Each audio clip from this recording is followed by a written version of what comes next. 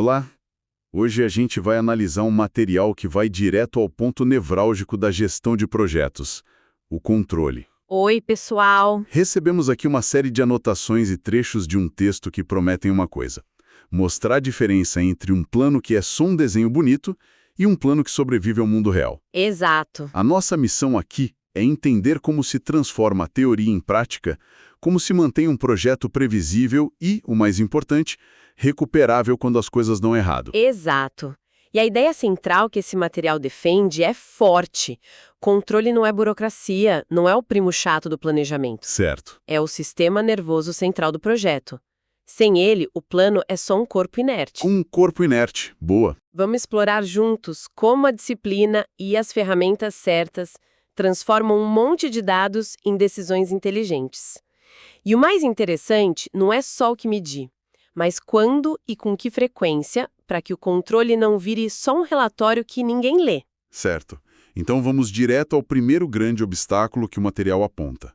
Ele fala de uma diferença brutal entre um cronograma que faz sentido no papel e um que pode ser executado na vida real. E, para ilustrar isso, usa um conceito que eu achei genial, o sonho do planejador, num projeto de exemplo chamado Waterworld Contract. O que seria exatamente isso? Esse sonho, olha, é aquele primeiro cronograma que todo mundo faz, geralmente usando o método do caminho crítico, o famoso CPM. Sei. É um cronograma perfeito, lógico, quase matemático. Ele diz que você precisa da fundação antes da parede antes do teto. Tudo se encaixa de forma sequencial e linda. Tá, mas qual o problema? O problema é que essa lógica ignora a restrição mais esmagadora de qualquer projeto. Você não tem recursos infinitos. Ah, a realidade batendo na porta. Exatamente. O CPM assume que, se você precisar de 100 pedreiros na terça-feira, eles simplesmente aparecerão. Vão brotar do chão. É a clássica situação de agendar 3 reuniões importantes ao mesmo tempo. No seu calendário, parece que você vai dar conta, mas na realidade você não pode se dividir em 3. O sonho do planejador é isso, só que com milhões de reais e o destino de uma obra em jogo. E o material que recebemos tem umas imagens que deixam isso claríssimos. A primeira mostra o Gantt do projeto, aquele gráfico de barras, tudo azul e vermelho, super organizado. Isso. Mas logo abaixo tem um gráfico de recursos, um histograma, com umas barras vermelhas gigantescas. Aquilo ali é o sinal de problema, certo? É mais que um sinal, é um atestado de que o plano é impossível. Aquelas barras vermelhas indicam superalocação. Superalocação. O plano está pedindo, digamos, 50 operadores de guindaste, mas a empresa só tem 20. Ou seja, é um plano que, embora tenha uma lógica de construção perfeita, é fisicamente inexequível. Entendi. É um castelo de cartas. Por isso o nome sonho. Ok, a segunda imagem parece trazer a solução. É o mesmo projeto, mas o histograma está limpo, sem nenhuma barra vermelha. O cálculo foi feito por outro método, o RCPSP, que o texto diz que leva em conta as restrições de recursos. Exato. Mas eu notei uma coisa. Na imagem, a linha do tempo total do projeto ficou maior. Isso significa que um plano executável é sempre um plano mais demorado? A gente paga o preço da honestidade com prazo? Que ótima pergunta. E a resposta é, na maioria das vezes, sim. O prazo se estende porque ele passa a ser um prazo honesto. O primeiro era uma ficção. Faz sentido. E aqui está a parte mais fascinante. O que determina o prazo do projeto muda completamente. No sonho, o que manda é a sequência lógica das tarefas. Na realidade, o que manda é a fila de espera por um recurso escasso. Ao gargalo. O gargalo. Uma atividade que não era nada crítica, que tinha folga, de repente vira o gargalo do projeto inteiro, porque ela precisa do único guindaste disponível que está ocupado em outra frente. A força que define o ritmo do projeto deixa de ser a engenharia e passa a ser a logística dos recursos. Faz todo sentido. Não adianta ter um mapa lindo para uma estrada que não existe. Mas, mesmo com o mapa certo, a estrada tem buracos, desvios, o tempo muda. Como esse método lida com o caos do dia a dia? Porque ter um plano realista é só o começo da batalha, imagina. Exatamente. E aí que entra a segunda grande ideia do material. O controle não é um evento, é um ciclo. Um ritmo constante. Um ritmo. O texto propõe um processo de 14 passos, que na verdade é uma aplicação do conhecido ciclo PDCA, planejar, executar, verificar e agir. O famoso Plan, Do, Check, Act. Certo. É uma rotina que, se seguida com disciplina, mantém o projeto nos trilhos. Certo. Então vamos dissecar esse ciclo. Como funciona na prática? A fase de planejar, que são os primeiros passos, é onde se define a constituição do projeto. Qual vai ser a frequência das medições, semanal, diária. As regras do jogo. Isso. E o mais importante, consolida-se o plano de trabalho de curto prazo. Ok, time, esta semana o nosso foco é este aqui. Depois vem a fase de executar. O plano é distribuído e as equipes vão para o campo. E aqui o material destaca uma regra de ouro: é proibido improvisar. Ah, A equipe não pode decidir mudar uma sequência por conta própria. Peraí, proibir a equipe de improvisar. Não sou um pouco irrealista? E se o mestre de obras que está ali no dia a dia vê uma oportunidade de otimizar uma sequência, de fazer algo mais rápido?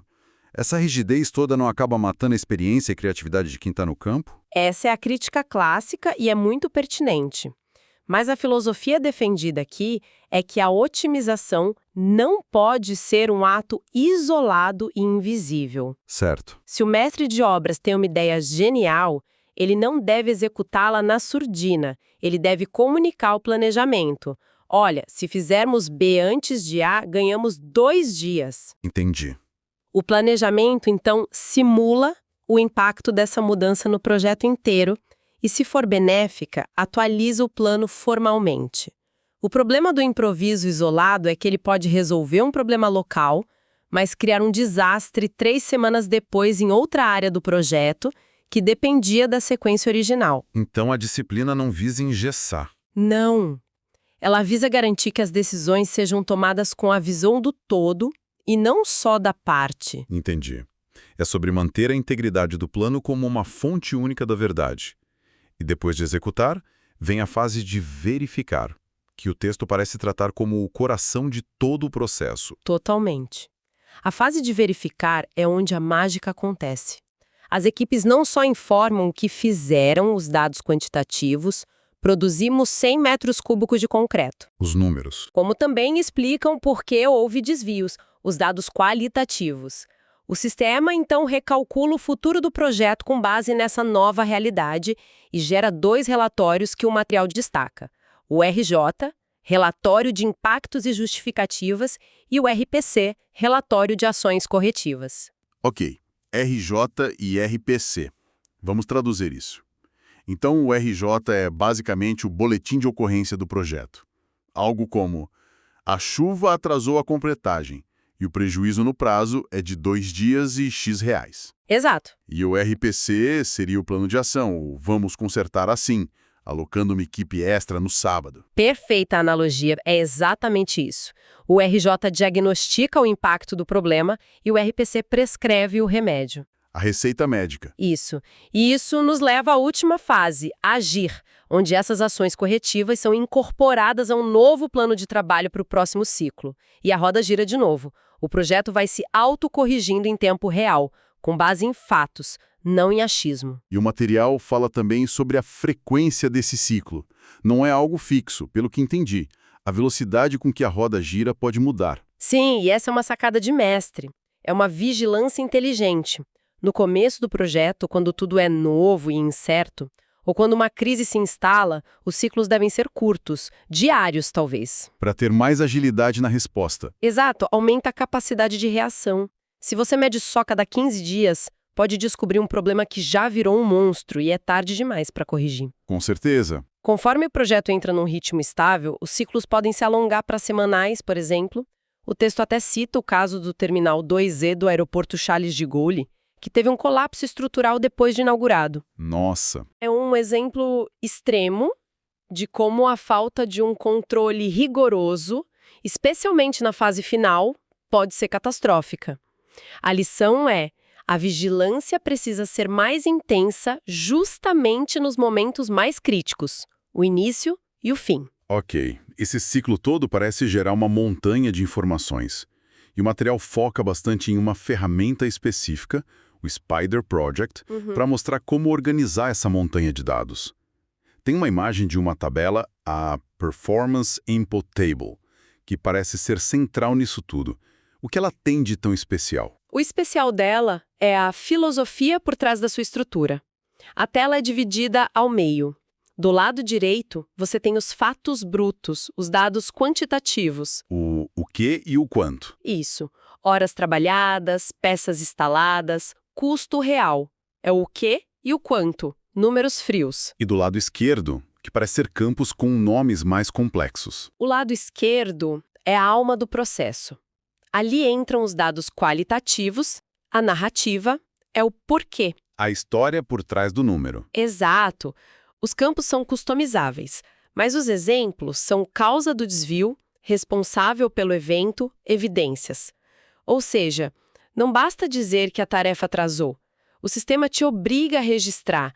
Atrasou porque o fornecedor não entregou o material A conforme e-mail anexo. Uau! Isso transforma o apontamento de horas em um documento técnico quase forense. Vira um diário de bordo auditável do projeto. Você não consegue só esconder um problema, você é forçado a documentá-lo, a criar um rastro. Precisamente.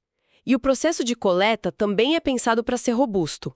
O sistema gera arquivos específicos para cada equipe, só com as suas tarefas da semana. Ah, então não vem aquele plano gigante para todo mundo. Não. A equipe do Zé da Estrutura só vê e preenche as tarefas de estrutura. A da Maria da Elétrica só as de elétrica. Eles preenchem, devolvem o arquivo e o sistema consolida tudo automaticamente. Isso evita muito erro humano, eu imagino. Acaba com copia e cola de planilhas, que é uma fonte infinita de erros, e cria uma rastreabilidade total. Fica claro quem informou o que e quando. E isso me leva a um ponto que o autor do texto trata com uma seriedade quase alarmante. O que acontece quando a equipe, por qualquer motivo, executa as tarefas fora da sequência que foi planejada? É um dos riscos mais graves, segundo ele. Sim, porque isso testa a filosofia fundamental do seu sistema de controle. O material explica que os softwares de mercado geralmente seguem uma de duas lógicas para lidar com isso. A primeira, e mais comum, é a overwrite, ou progress overwrite. O que seria isso? Basicamente, o software se curva à realidade caótica. Se o plano dizia que era para fazer A e depois B, mas a equipe fez B primeiro, o software simplesmente aceita. Ele ignora a regra. Ele esquece a regra original e recalcula o futuro como se o novo plano sempre tivesse sido fazer B antes de A. O cronograma vira um mero espelho da execução, mesmo que a execução esteja completamente errada. O autor é duro aqui. Ele diz que isso transforma o cronograma numa peça de ficção que não serve para nada como ferramenta de auditoria ou controle. Entendi. É como um GPS que, toda vez que você erra o caminho, em vez de te avisar, ele silenciosamente recalcula a rota e finge que esse novo caminho sempre foi o plano original. Perfeito. No final, você chega ao destino, mas não faz a menor ideia de quantos desvios cometeu nem quanto tempo perdeu. Qual seria a alternativa a isso? A alternativa, defendida no texto e usada no Spider Project, é a Retained Logic ou lógica preservada. E a sua analogia com o GPS é perfeita para explicar. Certo. Nessa abordagem, o GPS não te deixa esquecer do plano. Ele te alerta em voz alta. Alerta! Você saiu da rota planejada. Seu desvio vai custar 15 minutos extras e agora você vai pegar trânsito. Ele acusa o erro. Ele acusa. A lógica original do plano é sagrada. Se a equipe executa uma tarefa fora de sequência, o sistema não absorve isso como normal. Pelo contrário, ele escancara o erro e calcula um impacto exato daquela violação no futuro do projeto. Ou seja, a função do cronograma nessa visão é ser o dedo duro do bem. É denunciar o desvio e não varrê-lo para debaixo do tapete. Exato. O objetivo não é ajustar o software ao caos, mas usar o software para trazer disciplina ao processo. Exatamente. Permitir que o caos do campo dite a lógica do plano é, na visão do autor, jogar a toalha. É desistir da função da engenharia e do planejamento. É abdicar do controle. Sim. Uma violação de sequência deve ser tratada como que é, uma não conformidade. Ela precisa ser registrada, sua causa precisa ser entendida e o processo precisa ser corrigido para que não aconteça de novo. A correção é no processo gerencial, não no algoritmo do software. A ferramenta deve forçar a disciplina, não se adaptar à indisciplina. Uau! É uma visão bem forte sobre o papel do planejamento. Então, tentando amarrar tudo isso que a gente discutiu, se eu tivesse que resumir, eu diria que saímos daqui com 13 ideias principais. Vamos lá. Primeiro, a necessidade de um choque de realidade, diferenciar um plano sonhado de um plano possível. Perfeito. Segundo, que controle não é uma foto, é um filme, um ciclo constante, com ritmo e disciplina. Isso. E, por último, talvez a ideia mais poderosa, que o valor de um bom plano não é se adaptar à bagunça, mas sim apontar o dedo para ela e mostrar o tamanho do problema que ela causa. Síntese perfeita. O controle deixa de ser visto como um mal necessário e passa a ser o mecanismo que mantém a sanidade do projeto. Ele transforma informação em diagnóstico e diagnóstico em ação corretiva. Um sistema que aprende. É um sistema que aprende com os próprios erros em tempo real. E toda essa discussão sobre disciplina e método nos deixa com uma pulga atrás da orelha, uma provocação final que o próprio material inspira. Manda. O método todo que discutimos é baseado no rigor técnico, numa disciplina quase militar, o que é essencial para projetos complexos de engenharia pesada. Com certeza. Mas isso levanta uma questão para qualquer gestor hoje em dia. Num mundo que fala tanto em agilidade, em times autônomos, em adaptação, como a gente equilibra essa necessidade de disciplina metodológica rigorosa com a flexibilidade para responder em imprevistos que nem a melhor metodologia do mundo poderia prever? Boa pergunta. Em que ponto a disciplina vira uma rigidez que mata a inovação? Essa fronteira, eu acho, é o grande desafio.